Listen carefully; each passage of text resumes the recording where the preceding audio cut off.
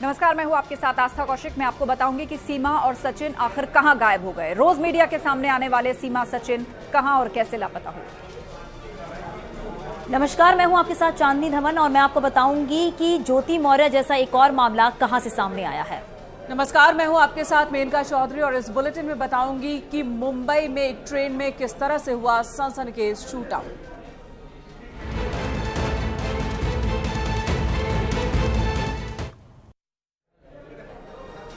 तो सीमा और सचिन आखिर कहां लापता हो गए हैं। रोजाना मीडिया के सामने आना और उनसे बातचीत करने वाले सीमा और सचिन अब एकदम से लापता है। लेकिन न्यूज 18 ने पता लगा लिया है आखिर कहां है सीमा और सचिन और उनके लापता होने का राज क्या है। इस रिपोर्ट में आपको दिखाते हैं।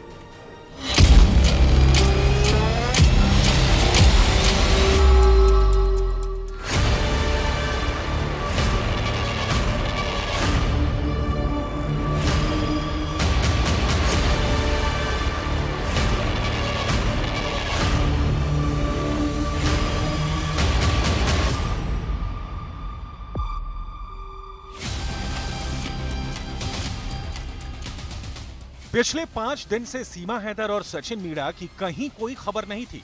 सचिन और सीमा को लेकर तमाम तरह के कयास भी लगाए जा रहे थे। सीमा के एटीएस कस्टडी में होने का दावा किया जा रहा था। सचिन और बच्चों को लेकर भी कई दावे किए गए थे, लेकिन एक वीडियो ने उन सभी सवालों पर विराम लगा दिया। और इस वीडियो में बाकायदा ये बताया जा रहा है कि जो परिवार है वो माली हालत से गुजर रहा है और अब उन्हें खाने पीने की दिक्कतें होने लगी हैं, जिसको लेकर एसएचओ को एक खत लिखने की बात भी इस वीडियो में सामने आ रही है। दावा है कि ये सचिन मीणा के रिश्तेदार का घर है, जहां सचिन मीणा भी हैं, सीमा हैदर भी हैं, सचिन के पिता नेत्रपाल मीणा भी हैं और सीमा के बच्चे भी यहां मौजूद हैं। इन सब के अलावा यहां पर एक चौथा शख्स भी मौजूद है, जिनका नाम है मास्टर स्वराज, जो भारतीय किसान यूनियन लोक शक्ति के राष्ट्रीय अध्यक्ष हैं। सीमा और सचिन को इस घर में रखने की वजह क्या है और क्यों ग्रेटर नोएडा के रबुपुरा से दूर उन्हें इस घर में रखा गया है, मास्टर स्वराज ने खुद बताया। मैंने इनसे समस्या पूछी कि आपको क्या परेशानी है, तो इन्होंने बताया कि हमको खाने पीने की बहुत प्रॉब्लम हो रही है। पुलिस के पहरे में हमको बिठा के रखते हैं। हम रोज़ कमाने खाने वाले आदमी हैं, गरीब आदमी हैं, और हमारे घर में अब खाने पीने की जो रोज़मर्रा की वस्तुएं हैं उनका ख़त्म हो गई हैं। तो मैंने इनको बताया कि आप अपना थाना इंचार्ज रबुपुरा को अपना पत्र लिख करके दें, ताकि वो अपने आला अधिकारियों से इसकी परमिशन लेकर के आपको खाने कमाने की परमिशन दें।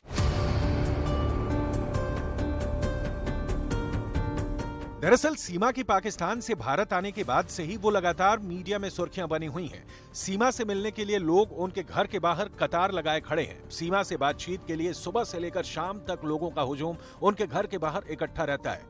ऐसे में सचिन के पिता नेत्रपाल का कहना है कि उनके सामने रोजी रोटी का संकट खड़ा हो गया है। रोजाना की कमाई से पूरे परिवार का गुजारा चलता है, लेकिन उनका लगातार घर में रहना उनके लिए परेशानी का सबब बना हुआ है और इससे बचने के लिए उन्होंने एक रिश्तेदार के घर में पनाह ली हुई है। सचिन मीणा के जो पिता हैं वो भी इस वीडियो में आर्थिक तंगी की जो बात है वो कह रहे हैं, और जो स्थानीय नेता हैं उन्होंने एक जो लेटर है वो भी रबुपुरा थाने के जो एसएचओ हैं उनको लिखा है और ये कहा है कि परिवार के जो सदस्य पहले से ही नौकरी कर रहे थे वो फिर से नौकरी पे जाना चाहते हैं और उसके लिए उन्होंने पुलिस को एक खत लिखा। हालांकि नोएडा पुलिस ने पहले ये साफ कर दिया है कि परिवार का कोई सदस्य अगर नौकरी पे करना चाहता है या नौकरी पे जाना चाहता है तो उसके लिए बिल्कुल भी मनाही नहीं है। सचिन और उनके परिवार को कहीं बाहर जाने की इजाजत नहीं है। ऐसे में सचिन और उसके पिता ने रबुपुरा थाने में पत्र दाखिल किया है कि उन्हें नौकरी के लिए दिल्ली नोएडा से सटे इलाकों में जाने की इजाजत दी जाए।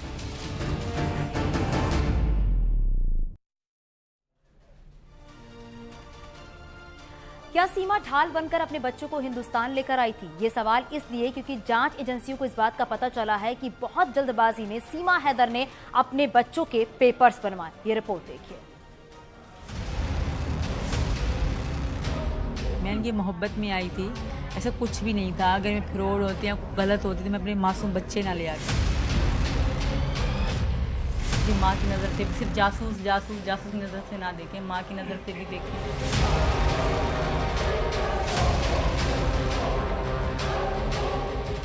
मैं अगर पाकिस्तान चली गई तो उनका जीवन खराब हो जाएगा। सबसे यही रिक्वेस्ट है, भले कहीं भी रख लें, कोई भी कानून हम पे रख लें, पर वापस ना भेजें सर।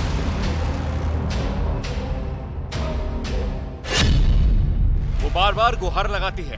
मीडिया के जितने भी कैमरे हैं वो ये कहने से नहीं चूकती कि मुझे पाकिस्तान ना भेजा जाए, मुझे पाकिस्तान में मार देंगे, मेरे बच्चों को मार दिया जाएगा। वो बार बार अपने बच्चों की दुहाई देती है, बार बार वो खुद को पीड़ित दिखाती है, अपनी मोहब्बत को ढाल बनाने की कोशिश करती है, अपने बच्चों को अपना कवच बना लेती है। लेकिन सच तो ये है कि वो पाकिस्तानी है और पाकिस्तान से अवैध तरीके से भारत में दाखिल हुई है। इसीलिए जांच एजेंसियां अभी भी उन्हें क्लीन चिट नहीं दे पा रही हैं और शक है कि सीमा अपनी असल पहचान छिपाने के लिए बच्चों को कवर के तौर पर भारत लेकर आई है। भारत में अवैध रूप से घुसने पर खुफिया एजेंसियां जरूर पूछताछ करेंगे, इसीलिए सीमा ने पाकिस्तान से निकलने से पहले अपने बच्चों को सुरक्षा कवच बना लिया और सभी को साथ लेकर भारत में दाखिल हो गई। उसे पता था कि बच्चों के साथ रहने पर न ही उस पर कोई शक करेगा और न ही उसे बॉर्डर पर रोका जाएगा। पिछले हफ्ते बुधवार से ही सीमा और सचिन मीणा मीडिया के सामने नहीं आ रहे हैं। अब वो अपनी रोजी रोटी की दुहाई दे रहे हैं, अपनी सेहत सही नहीं होने का भी दावा कर रहे हैं। लेकिन इस बीच में जांच एजेंसियों की पड़ताल भी जारी है और इस पड़ताल में ये बात सामने आई है कि सीमा हैदर ने अपने बच्चों के दस्तावेज जल्दबाजी में बनवाए। पासपोर्ट से लेकर उनके वैक्सीनेशन कार्ड तक जल्दबाजी में बनवाए गए और उन्हें लेकर हिंदुस्तान तक पहुंच गई, जहां वो बार बार अपने बच्चों की दुहाई देती है। अगर आपको डिपोर्ट करने की नौबत आ गई तो सीमा हैदर क्या करेंगी? मुझे नहीं पता मैं क्या करूंगी, जिंदा बचूंगी भी कि नहीं। तो पहले तो मैं योगी जी और मोदी जी से रिक्वेस्ट करूंगी मुझे ना भेजा जाए, मेरी बेटियों और हमें यहाँ की नागरिकता मिल जाए। आखिर क्या है सच? क्यों सीमा हैदर हिंदुस्तान में आई है और क्यों अपने बच्चों को साथ लेकर आई? क्या एक मां होने और बच्चों को आगे रखकर सीमा हैदर अपने असल मकसद को छिपा रही है? जांच एजेंसियां किसी भी फैक्ट को नजरअंदाज नहीं करना चाहती। यही वजह है कि सीमा पर हिंदुस्तान से लेकर पाकिस्तान तक जांच चल रही है। सीमा खुद को पीड़ित दिखाने की कोशिश कर रही है, जबकि जांच एजेंसियां इस मामले की कई एंगल से जांच कर रही हैं, जिसमें सीमा के पाकिस्तान में रहने के दौरान उनकी गतिविधियां क्या थीं, वो नेपाल के रास्ते भारत में अवैध तरीके से कैसे पहुंची, कहीं सीमा का संबंध पाकिस्तान की खुफिया एजेंसियों से तो नहीं है। ऐसे तमाम सवाल हैं जिनके जवाब तलाशना बाकी है और साथ ही ये भी जानना जरूरी है कि उनकी मदद किसने की, किसने इतनी जल्दी दस्तावेज तैयार करवाए, सीमा अपने बच्चों को साथ लेकर क्यों आई, बार बार बच्चों की दुहाई क्यों दे रही है। माँ की नजर से सिर्फ जासूस नजर से ना देखें, माँ की नजर से भी देखें। सीमा हैदर 13 मई को नेपाल के रास्ते अवैध तरीके से हिंदुस्तान पहुंची। 2 महीने तक ग्रेटर नोएडा में किराए के मकान में छिप कर रही। पुलिस को उनकी खबर हुई तो वो सचिन मीणा के साथ फरार रही और 4 जुलाई को हरियाणा से गिरफ्तार की गई। साफ है कि शुरुआत में सीमा हैदर ने अपनी पहचान छिपाकर भारत में अवैध तरीके से रहने का फैसला किया था और पकड़े जाने के बाद सीमा अब खुद को मां के तौर पर एक पीड़ित की तरह पेश कर रही है ताकि उन्हें सहानुभूति मिल सके।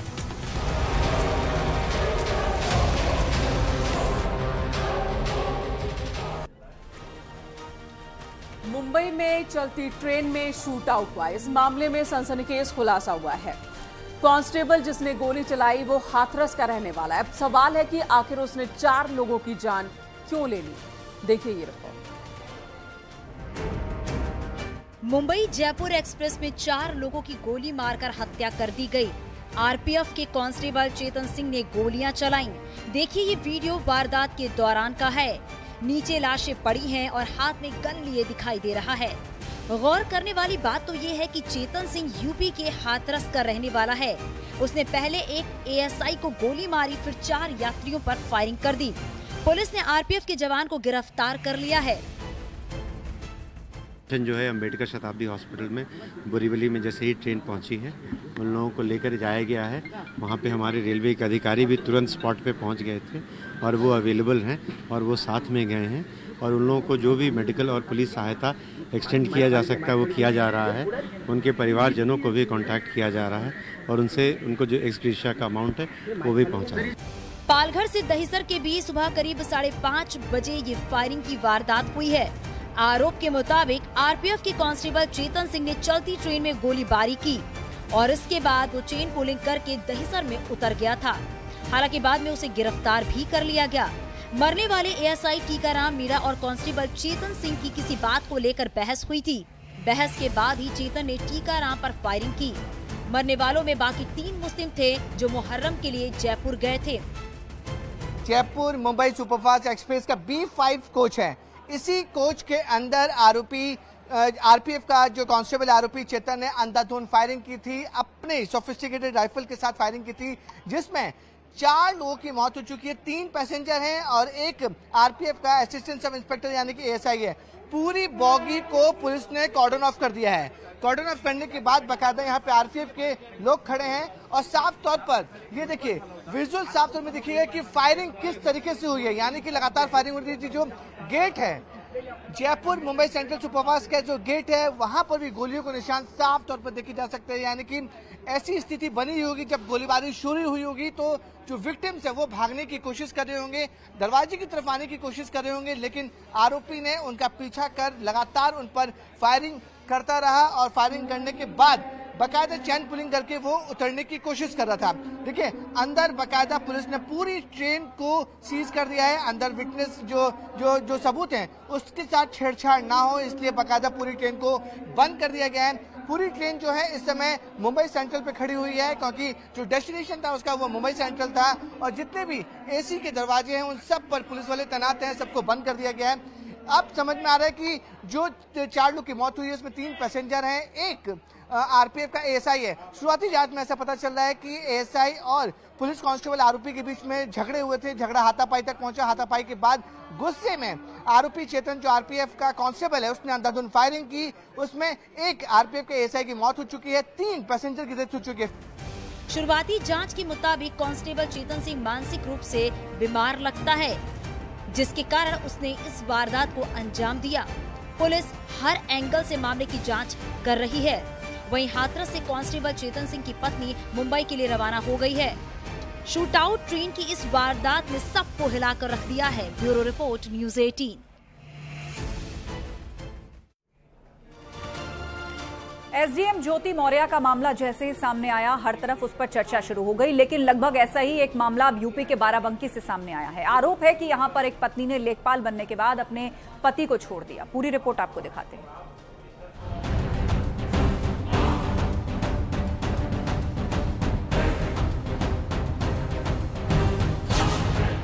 बाराबंकी में भी ज्योति मौर्य जैसा मामला सामने आया है। आरोप के मुताबिक लेखपाल बनते ही पत्नी ने तेवर बदले और पति से तलाक मांगा।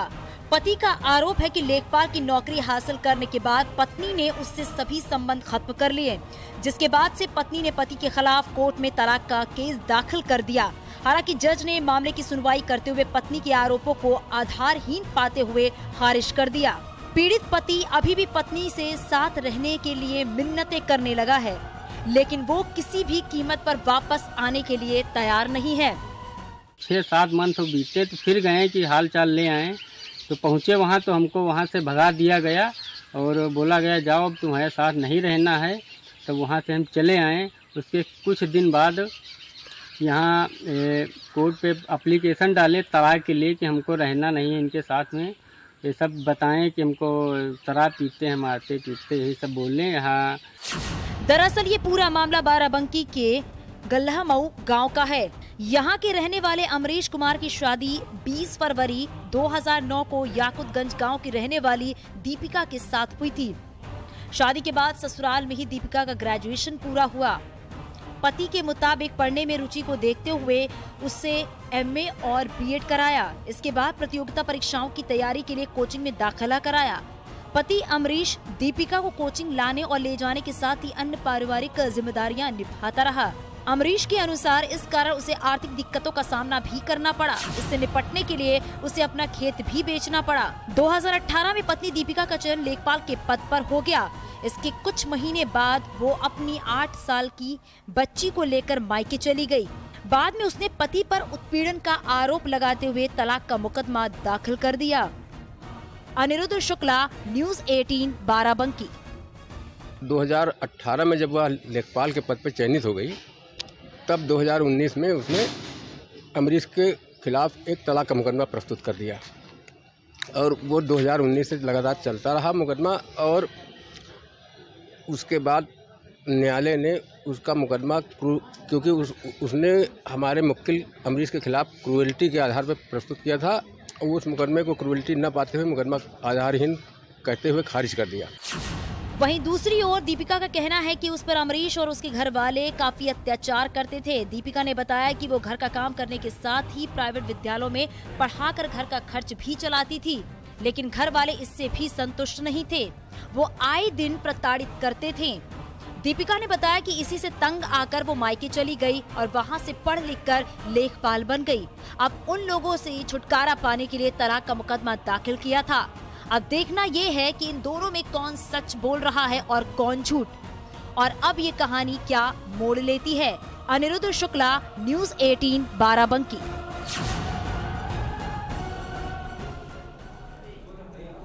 यहाँ रुकेंगे एक छोटे से ब्रेक के लिए। आगे भी खबरों का सिलसिला जारी है, आप बने रहिए हमारे साथ।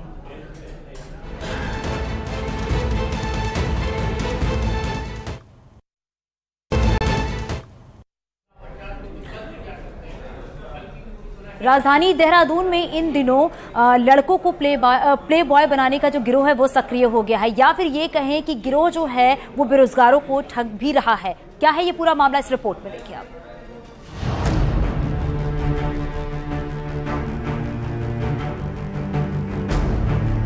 देहरादून में इन दिनों कई दीवारों और बिजली के खंभों पर ये पोस्टर नजर आ रहे हैं,